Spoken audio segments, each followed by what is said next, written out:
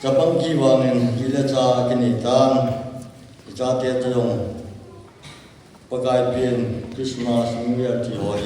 manthi long kimang khom pat khapun pathin lung sin ralin dukumin parke chan kai ka cha te jele ka kim she anuvin eta bang phathi na ka chan ho hin I pile eta bang jang ho phan ka chan ho akuna e ki thu ki ding ila cha te I pathi ne yin insung ni te cha te toyong pakai wa choi la khat I pile ka sa lo nom bin e chu ma sa pe nem pakai wa choi la chu in sa do phan te mu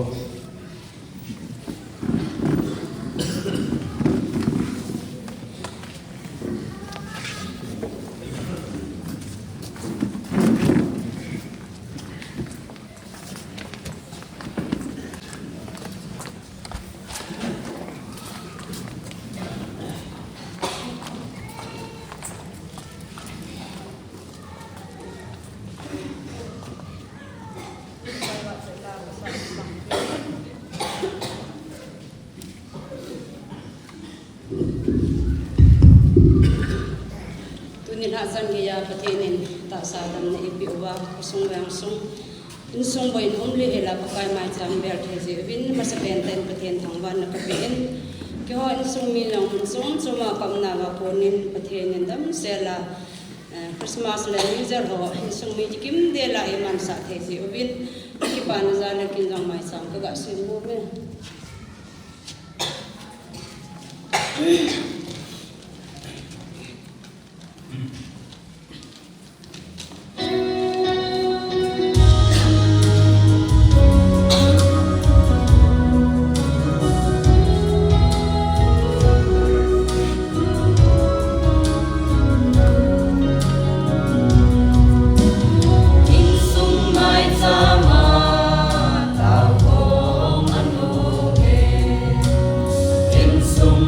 Some